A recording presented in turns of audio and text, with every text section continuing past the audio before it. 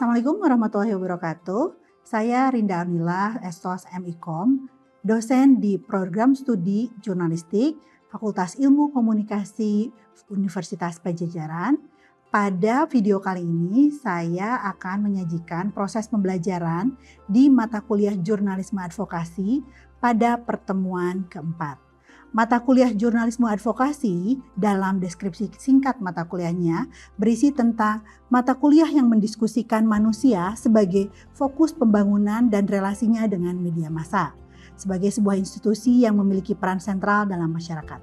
Berbagai peluang dan tantangan yang dihadapi media massa dalam menjalankan perannya ini turut didiskusikan dalam mata kuliah ini agar peserta didik dapat memahami bahwa media massa dapat menjalankan perannya sebagai aktor penting dalam memberikan kontribusi positif, mampu menawarkan pemecahan masalah, dan juga menjadi bagian dari pemecahan masalah tersebut. Pertemuan pada kali ini termasuk pada bagian dari sub CPMK yang ketiga, yakni mahasiswa mampu mengidentifikasi isu-isu marginal di media massa. Saya akan menyajikan tentang bagaimana isu-isu marginal itu bisa muncul di media massa, contoh kasus isu marginal yang diberitakan oleh media massa mainstream, dan kami akan mendiskusikan di dalam kelas bagaimana studi kasus atas praktik jurnalisme advokasi. Assalamualaikum warahmatullahi wabarakatuh. Selamat siang. Ya, gimana kabarnya? Sehat? Iya, alhamdulillah ya. Iya, hari ini saya akan menyampaikan satu bahasan yang karena di pertemuan ketiga yang lalu kita membahas soal dampak ekonomi politik media ya dalam ruang jurnalisme advokasi. Di mata kuliah jurnalisme advokasi pertemuan keempat ini saya akan menyampaikan tentang isu-isu yang termarginalkan di media massa. Nah, di sini kita berbicara tentang akibat dari pengaruh dan kepentingan tertentu secara ekonomi politik, maka media melakukan marginalisasi terhadap isu-isu tertentu yang fenomenanya, faktanya ada di masyarakat. Ya, jadi ini adalah isu-isu marginal di media massa. Jika kita berbicara tentang isu marginal, apa itu isu marginal? Isu marginal ini berkaitan dengan topik atau peristiwa yang menyangkut kelompok minoritas. Kelompok yang tidak memiliki akses langsung terhadap media massa atau ruang publik. Dia adalah kelompok-kelompok yang kurang terwakili dan biasanya cenderung terabaikan. Jadi ada kesan bahwa untuk topik tertentu pihak ini tidak masuk ke dalam ruang pembicaraan. Atau bahkan topiknya memang tidak masuk ke dalam pemberitaan sama sekali. Itu yang dinamakan dengan isu marginal. Apa aja yang menyangkut dengan isu marginal itu bisa bicara soal kelompok rentan. Teman-teman difabel misalnya, berkaitan tentang aksesibilitas, lalu juga stigma, itu kan jarang ya muncul di media massa, minim kita lihat. Kalaupun ada kadang-kadang pada hari-hari tertentu, lebih pada upaya apa sih? Memperingati gitu ya. Jadi unsur-unsur yang rutin aja yang diperlihatkan, bukan isu utama. Lalu bisa juga minoritas gender, teman-teman aktivis perempuan nih, ada beberapa saya lihat, biasanya tuh ya berbicara soal akses terhadap hak pilih, akses terhadap kesehatan dasar, akses terhadap kesehatan reproduksi. Itu yang seringkali contoh kalau Anda baca Magdalene, Konde, itu disuarakan kan, itu bicara soal minoritas gender. Atau juga bicara soal masyarakat adat. Ya. Nah, yang kedua biasanya isunya menyangkut dengan isu-isu lingkungan teman-teman. Jadi ini adalah satu isu yang memang hubungannya dengan konflik kepentingan. Nyambung dengan pertemuan lalu di mana media punya akses terhadap ekonomi politik. Jadi ada unsur ekonomi politik media yang kemudian mempengaruhi. Isu lingkungan kerap kali berkaitan dengan konflik kepentingan kedua aspek itu, ekonomi politik di redaksi. Dan yang ketiga, biasanya ini konflik agraria ya. Konflik agraria bicara soal hak guna lahan, kepemilikan lahan dan sebagainya. Nah, jadi mengapa itu menjadi penting? Hal ini menjadi penting karena kalau memang masih ada isu marginal di sekitar kita, Ini berarti di lingkungan kita masih ada cermin ketimpangan kekuasaan. Dan jika ada isu marginal tidak masuk ke dalam ruang media massa, maka ketimpangan itu muncul dalam produksi wacananya. Jadi dia terrepresentasikan gitu. Ya. Jadi kenapa itu penting? Ya karena ini jadi timpang, karena nggak seimbang. Karena ada orang, ada kelompok, ada unsur-unsur yang memang seharusnya disuarakan, tapi dalam produksi wacana nggak bisa disuarakan. Nah, ada juga kita bicara soal ini lebih pada fungsi media massa. Ingat fungsi media massa yang sederhana aja deh, Undang-Undang Pokok Pers. Ya, Undang-Undang nomor tahun 99, betul. Di Undang-Undang nomor 40 tahun 99, ini kan media massa ini bisa berperan untuk to educate, to inform, to entertain, ya. Nah, salah satunya dia membentuk opini publik dan kebijakan. Jadi to influence-nya ada. Nah, mengapa menjadi penting? Karena perannya besar ini, kalau dia kemudian tidak dimanfaatkan, maka yang mana lagi yang bisa memanfaatkan, memperjuangkan kepentingan kelompok marginal itu? Kewajiban itu ada di jurnalisme. Kewajiban itu ada di peran pers. Dan yang ketiga, bisa Anda bayangkan jika dibiarkan marginalisasi di dalam wacana media massa terhadap kelompok-kelompok tertentu, itu akan berpengaruh terus menyebabkan secara struktural marginalisasi itu terus aja. Jadi nggak ada yang mengingatkan untuk berubah. Nah, hal ini ya jadi risiko dong. Berarti ini akan menjadi masalah yang lebih besar. Ya, mengabaikan isu-isu marginal itu nggak hanya berdampak pada representasi yang nggak adil, ya, tapi juga dia bisa memperkuat dominasi narasi yang ada. Anda bisa lihat ada pemilik media bermain politik, juga dia punya bisnis. Dia memasukkan berbagai tekanan editorialnya ke dalam berbagai karya jurnalistiknya kan. Dari berita, jadi editorial. Orang yang nonton jika terus terterpa, kita bicara soal teori pengaruh media. Bisa saja terpengaruh. Bisa saja itu kemudian membuat audiens merasa ya itu realitas yang sebenarnya yang nggak muncul di media. Ya nggak ada realitasnya. Masalahnya hanya yang ada di media. Bisa saja. Tetapi sebenarnya yang munculnya itu kan dengan berbagai kepentingan dan mungkin saja motif tertentu ya. Gitu. Nah, di sini jurnalisme advokasi menjadi relevan dan penting.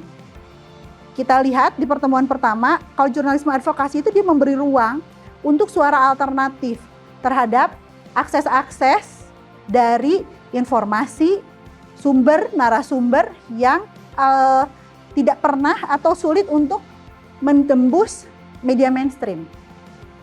Nah, di sini praktiknya kan bisa saja advokasi melalui media mainstream, platformnya ya. Bisa juga advokasi melalui media alternatif, bahkan pakai jurnalisme warga. Jadi warga melakukan kegiatan jurnalistik, kemudian mempublikasikan sebagai counter atas narasi yang muncul di media mainstream. Saya kasih contoh ya. Yang pertama, mari kita lihat ya, ada video dari konflik Wadas.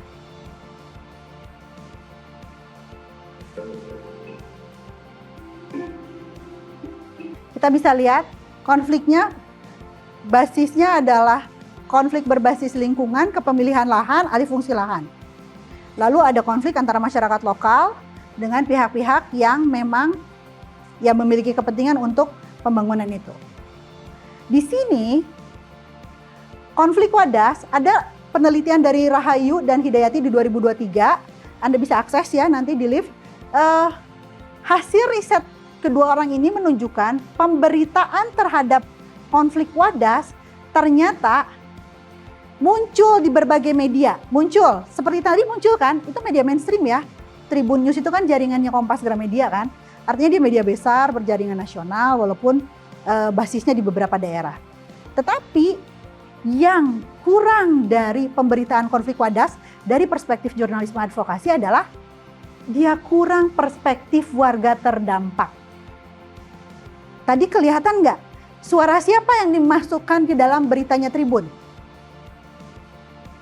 Putri Gus Dur. Walaupun Putri Gus Dur sedang menyuarakan kepentingan korban. Adakah dari pihak korban yang kemudian bersuara sendiri? Tidak. Nah, di situ salah satu yang disorot oleh penelitian ini.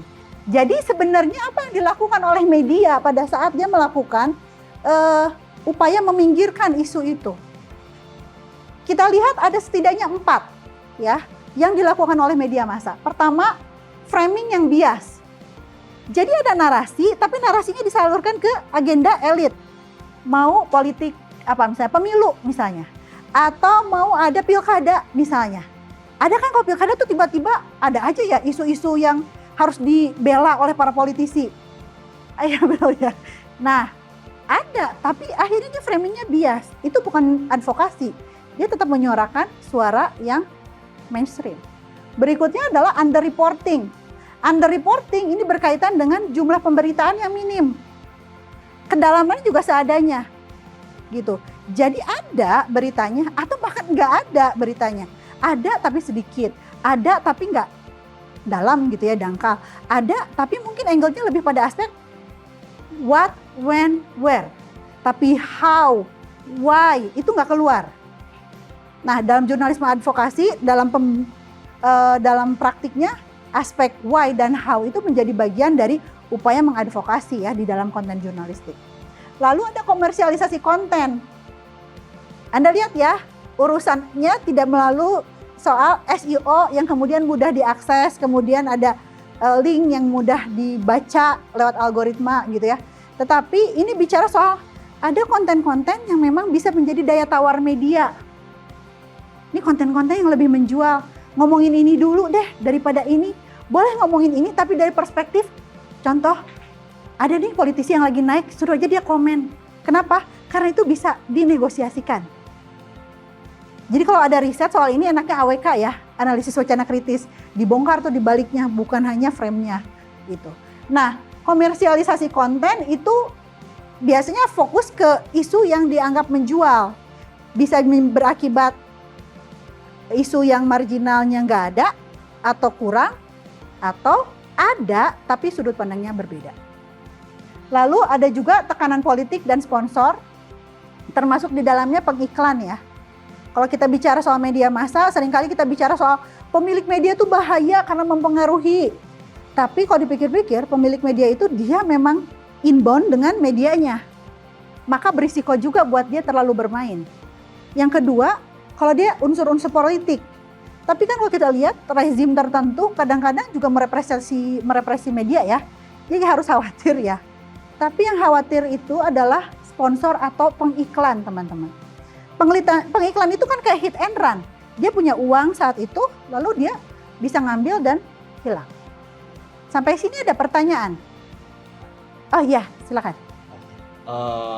Bukan, tapi kalau berita itu bukannya harusnya seorang jurnalis itu tidak berpihak ya Ibu. Nah tapi dalam jurnalisme advokasi ini tuh nampak jurnalis tuh malah harus berpihak. Ya. Nah itu tuh apakah itu kan jadi nggak fair ya Bu? Ya, kayak ini pertanyaan menarik karena saat kita bicara soal jurnalisme advokasi di mana kesannya kita harus berpihak pada komunitas marginal, bukannya di dasar jurnalisme itu ada unsur berimbang ya. Lagi yang kalau percaya sama objektivitas berita gitu ya, cover both sides, multiple sides. Prinsip itu tetap harus diadakan, namun refleksikan lagi apakah si isu itu sudah memiliki posisi yang cukup dalam pemberitaan. Jadi ini melihatnya dari sudut pandang kita mengangkat sesuatu yang memang dipinggirkan, tidak terlalu diberitakan. Jadi upaya menyeimbangkan sebenarnya. Ini perdebatan bagus berkaitan dengan munculnya jurnalisme advokasi di Eropa dan di Amerika Serikat. Karena apa? Karena dilihat, loh berarti ada memasukkan unsur opini. Opini nggak boleh dalam karya berita ya. Tetapi yang ada pada saat kita mengangkat sebuah pemberitaan, cover multiple sides ada, angle-nya kita mainkan. Angle-nya bermain di sumber-sumber yang sebelumnya tidak ada yang menyentuh atau kurang menyentuh. Yang pasti mah biasanya angle dari sudut pandang korban. Nah, sudut pandang itulah yang kemudian bisa menyeimbangkan. Redaksi punya kewenangan ya untuk menentukan sudut pandang dan sikap redaksian lewat editorial kan. di editorial dia pakai views bahas itu. Itu terjadi di Bandung Bergerak untuk kasusnya Dago Elos dan penggusuran Anyer Dalam. Jadi dia beritanya banyak, foto story ada, berita in-depth banyak ya. Kemudian editorialnya buat dan editorialnya tegas.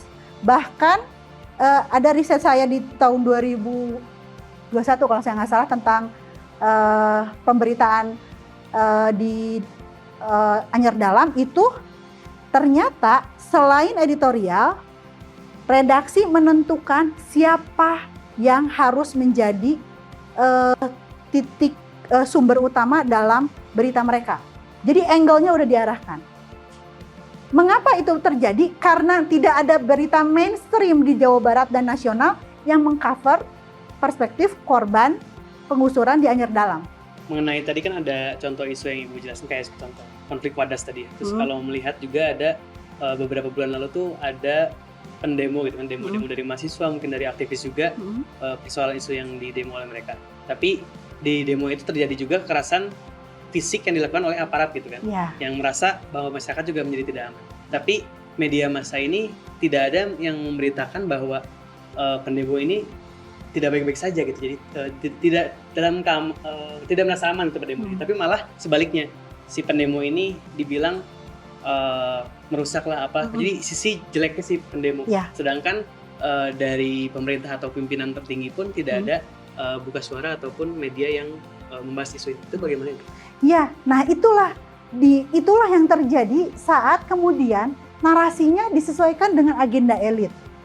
Beberapa media mainstream itu biasanya dia kemudian berhitung pada isu-isu tertentu jika dia mengambil sudut pandang yang misalnya ya bicara soal pure situasi korban, relasi dia dengan stakeholder lain, karena kita lihat kan dalam ekosistem media massa itu kan media itu nggak sendiri ya, dia juga berelasi dengan ekosistem entah bisnis, politik, sosial, budaya bahkan. Nah dia kemudian berpikir hal yang paling mudah adalah dalam berita ini kasus yang 2025 yang terakhir ya, itu rata-rata kemudian dia mulai menahan diri karena ada situasi politik kan yang kemudian dia membawa dia akhirnya berita itu seragam. Berita itu seragam. Nah disitulah yang saya bilang mengapa perlu ada jurnalisme advokasi, karena media mainstream gagal melakukan itu dan banyaknya melakukan ini gitu. Jadi perlu ada. Nah kalau dibilang terus jadi media mainstreamnya harus dilawan. Kita harus memberikan ruang kepada publik untuk memberitahu bahwa kenyataannya nggak gitu ya. Ada sudut pandang korban yang harus dipaparkan. Nampaknya itu muncul di karya jurnalisme warga ya, di beberapa media sosial ya, platformnya jadi homeless kan. Betul. Di media sosial yang memunculkan cerita-cerita warga ya.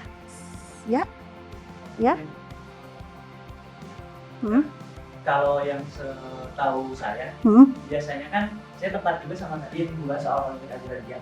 Kan mayoritas biasanya yang terpinggirkan itu adalah masyarakat yang terdampak oleh konflik agraria. Termasuk yang misalnya yang dekat dari kita di Bandung, di Dago Elos, atau di Sumedang yang baru banget di Gunung Tangkumas. Geothermal, apalagi geothermal itu kan PSN ya. Nah, itu sangat-sangat jelas tuh ketimpangannya antara pemerintah dengan masyarakat. Kepentingan pemerintah itu kan mereka membangun dengan dari kepentingan publik, jadi nggak bisa dihalang-halangi ketika mereka lahannya digusur segala macam. Nah, terus ketika ada jurnalisme advokasi masuk, fokusnya kan berorientasi pada perubahan sosial. Nah, tapi ketika misalnya lawannya pemerintah dan sulit gitu dari lawan, dan pada akhirnya PSN tetap dijalanin sama kayak Wadas tadi kan sebenarnya pada akhirnya terjadi juga ya tambang ya. Nah itu bisa dianggap sebagai berhasilkah atau misalnya gagal, atau parameternya kayak gitu? Nah, parameter keberhasilan jurnalisme advokasi ini memang sangat beragam. Kalau berbicara sebagai gerakan berarti kan ya apa yang kita maksudkan tujuannya berhasil. Tapi kalau dilihat dari kasus itu berarti gagal dong pemberitaan Wadas gitu ya. Atau yang dilakukan oleh teman-teman jurnalis saat ini juga masih sulit dong. Sulit pasti ya, karena apalagi di PSN ya, proyek strategis nasional. Tetapi bayangkan jika peristiwa tersebut diberitakan ke seluruh dunia secara nasional dan internasional hanya dari sudut pandang kelompok yang berkepentingan diuntungkan oleh proyek tersebut. Ya. Bayangkan jika itu yang terjadi. Nah, jurnalisme advokasi memberikan ruang untuk kita memberitahu publik ada loh kelompok yang perlu diberikan perhatian. Memang perjuangannya tidak selalu media mainstream lawan media mainstream. Karena sebanyak dan sekuat apa sih kekuatan teman-teman yang bergerak di dalam advokasi. Makanya biasanya teman-teman yang bergerak dalam advokasi lingkungan, advokasi sosial, bahkan advokasi konservasi biasanya lebih dekat pada peran-peran jurnalisme warga, media alternatif. Itu dibangun karena pada saat media mainstream sulit, setidaknya ruang publik diisi dengan pembicaraan dari perspektif lain. Saya sih melihat memang tidak berhasil menjungkalkan ya, tetapi pada saat dia berusaha menyuarakan, titik itu sudah mulai ya terpenuhi lah. Pada dasarnya prinsip utamanya nggak harus perubahan sosial, tapi Iya. Kalau di 9 elemen jurnalisme kan ada voice in the voiceless. Nah itu, at least voice of the voiceless. Setidaknya menyuarakan yang tidak bersuara. Tetapi urusan sejauh mana perubahannya itu terjadi, itu kan bisa kita lihat dan kita evaluasi ya. Kapabilitas kita gimana, potensi jurnalisme dan platform yang kita gunakan gitu, itu sebesar apa. Itu di pertemuan 9 kita belajar tentang bagaimana mendesain sebuah gerakan advokasi yang terintegrasi dengan praktik jurnalisme ya. Nanti, oke, terima kasih. Ini kasusnya memang agak lama ya, di 2019, sebelum pandemi. Anda lagi umur berapa ya itu? SMA? Ya saya nggak SMA lagi berarti ya. Nah di Surabaya itu ada sekelompok mahasiswa asal Papua yang dia mengalami peristiwa diskriminasi lah ya, ada insiden rasis lah di situ ya. Tapi juga diselingi dengan bau-bau politisasi ya. Kan kalau kita bicara Papua pasti relasinya pada OPM, gerakan pembebasan dan sebagainya ya. Dalam pemberitaan di Tempo sepanjang 2019 yang dilakukan Rahma dan Baksin, itu temuan utamanya satu, media selevel Tempo itu cenderung menyajikan berita itu netral, tidak memihak, menghindari opini dalam teks berita. Itu hal yang bagus atau enggak? Enggak ada opini dalam berita, netral, hal yang bagus enggak yang dilakukan? Bagus kan? Iya. Tapi pendekatan yang digunakan masih minim konteks sosiopolitik. Nah yang tadi framingnya yang jadi terbatas, dibiaskan tuh framingnya. Dia struktur dominasinya itu enggak dikeluarkan. Tapi kita ingat juga ya insiden itu kan waktu ada gerakan Bintang Kejora atau OPM, itu juga Tempo agak-agak harus berhati-hati karena dia punya insiden ditegur akibat mengambil dari sumber yang lain. Tetapi di berita ini dia minim konteks sosial politik. Struktur diskriminasinya nggak diceritakan dengan bagus. Peristiwanya muncul ya, tapi upaya memberitakan jadi dangkal. Nah isu ini diperlakukan seperti isu peristiwa lokal. Muncul di halaman Nusantara, halaman daerah. Ya, bukan sebagai bagian dari problem nasional berkaitan dengan hak-hak masyarakat adat ataupun minoritas. Jadi kelihatan ya yang framingnya bias, di frame-nya segitu aja, kejadiannya. Beritanya netral, aman dari opini, aman. Tetapi ruangnya diperhalus dan diperdangkal. Nah, yang kayak begini memang sulit muncul di media mainstream. Maksudnya upaya mengadvokasi sulit muncul dan seringkali munculnya di media mainstream ya apa yang dilakukan Tempo gitu.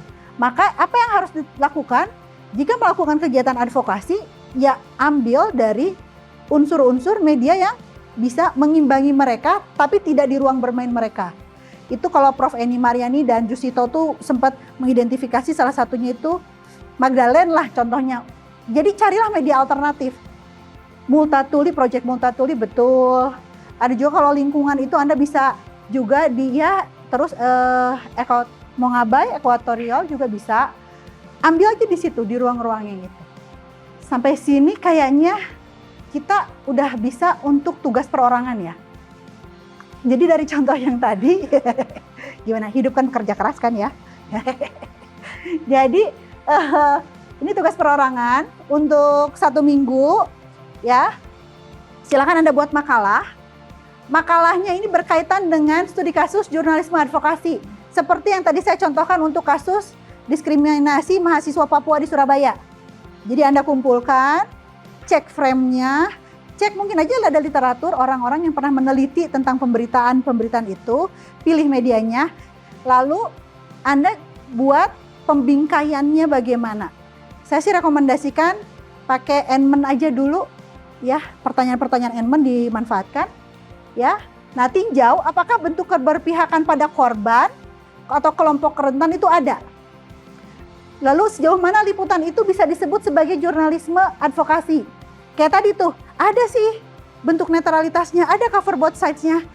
Dia ada kok upaya untuk menegakkan news-nya dengan tidak ada opini, tapi dangkal di pengaitan aspek struktural misalnya gitu. Nah, itu juga digunakan ya. Sertakan biasalah ya analisis kritis, referensi ilmiah sebagai penguat argumen. Jadi ada beberapa riset-riset yang mungkin berkaitan tentang media tersebut atau tentang isu tersebut, jadikan bagian dari upaya Anda memperkuat statement positioning Anda di makalah tersebut. Ini referensi yang bisa Anda gunakan untuk materi tadi dan untuk menambah bacaan di pembuatan makalah nanti. Terima kasih ya. Assalamualaikum warahmatullahi wabarakatuh.